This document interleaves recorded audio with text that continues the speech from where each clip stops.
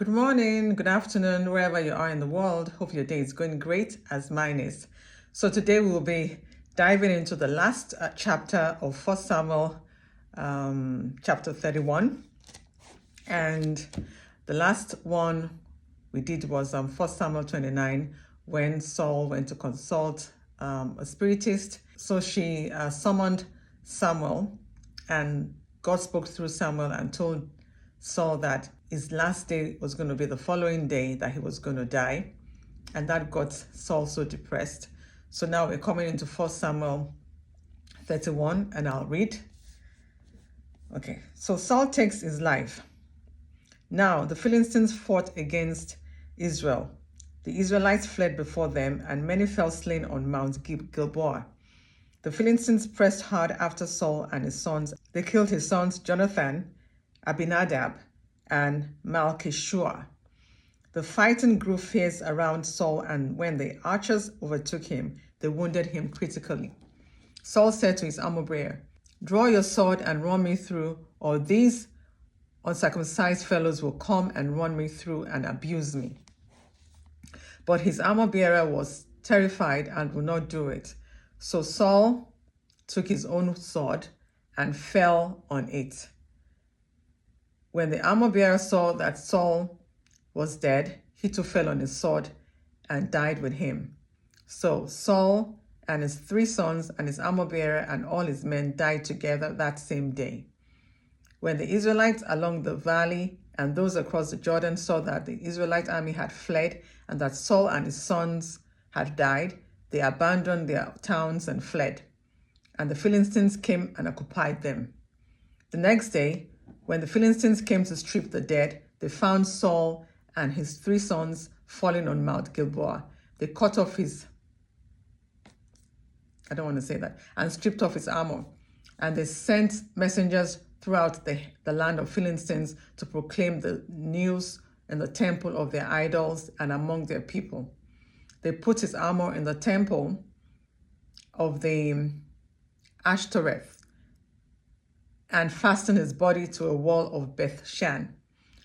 When the people of Jabesh Gilead heard of what the Philistines had done to Saul, all their valiant men journeyed through the night to Beth-shan. They took down the bodies of Saul and his sons from the wall of Beth-shan and went to Jabesh, where they burned them. Then they took their bones and buried them under a tamarisk tree at Jabesh, and they fasted 7 days. So that's the end of 1 Samuel from chapter 1 to 31. So I've been carrying you along as I'm doing my devotion. Whatever I read in the morning, I come here and share with you. So we know from the beginning how we got here, from when the Israelites were worshiping other gods, and God told them that there was going to be consequences for what they are doing, and that he was going to wipe them out again. And they went to God, and God told them the only way he can do that is for them to turn from their wicked ways, worshiping other gods. And they decided to obey God, but they requested for a king. And God wanted to be the one that would guide them through Samuel, the prophet, but they refused that offer, that they wanted God to be their guide through Samuel. And God said, so if you want a king, I'll give you a king. And Samuel told them that this king that you're bringing is going to remind you of your Egyptian experience, the experience you had in Egypt.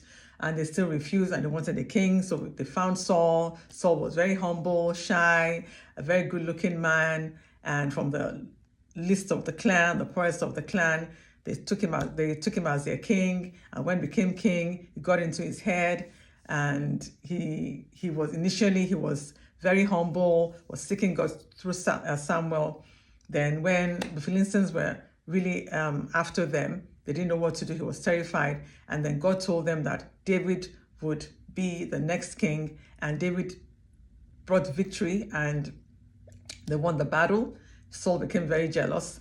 David was very close to his son, Jonathan. He was jealous about that too. He wanted to destroy David. So he was chasing David down from city to city to kill him. And David escaped.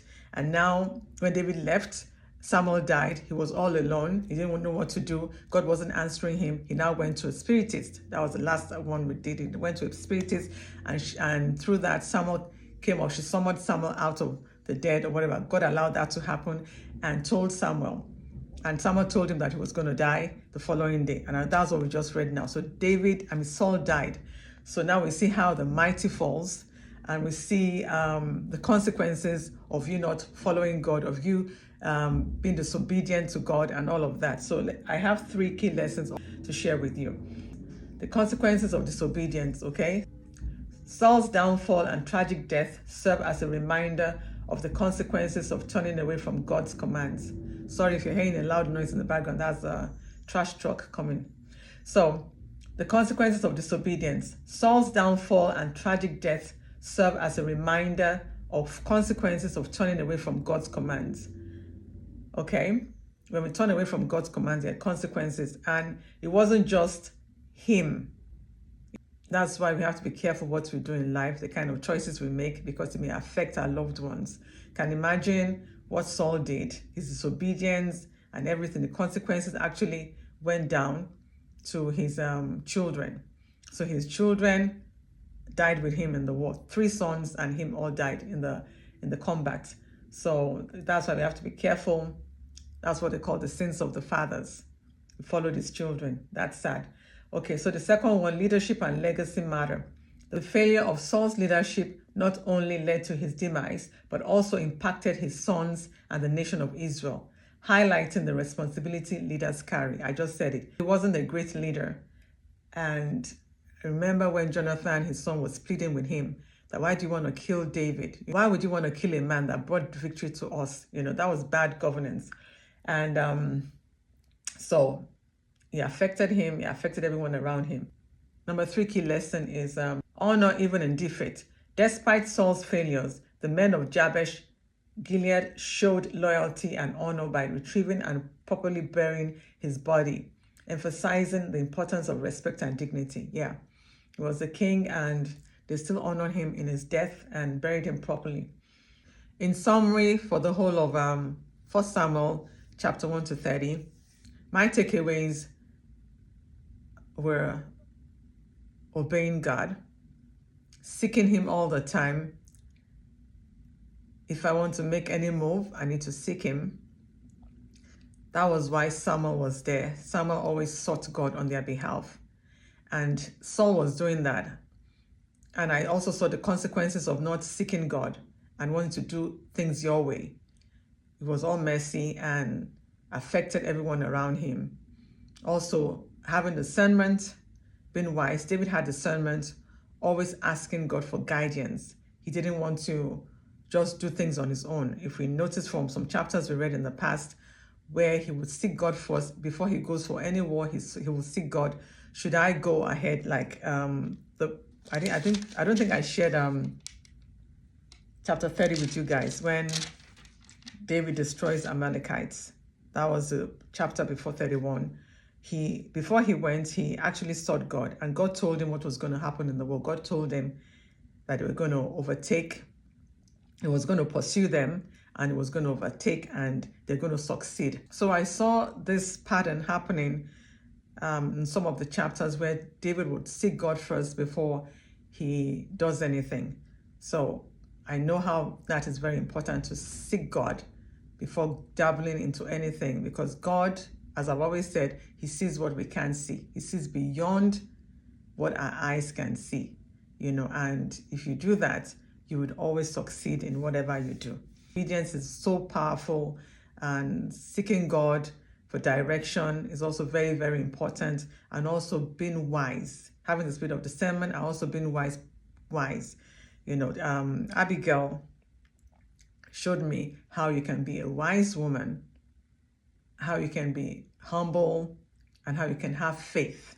David was heading to her house to get rid of her husband, and when her servant told her, she ran to meet him on the way before he got to them and pleaded on her husband's behalf. But God still did what he had to do to get him out of the way. So, and what again, when I was reading this book of Samuel, I felt like I was there witnessing everything. It was such a powerful book to read. If you are not in the habit of reading your Bible, please take it up. The books in the Bible, the stories are very interesting, and also it will guide you. Everything concerning our lives is in the Bible. And that's where we get our wisdom, that's where we get our direction, that's where we get everything, our purpose in life. God has put everything here in the Bible for it to guide us through. So I would advise you to, read your Bible regularly so that you can get more insight. God can guide you, God can speak to you and speak through you to help others, like I'm doing here right now. So until next time, take care. God bless. Bye.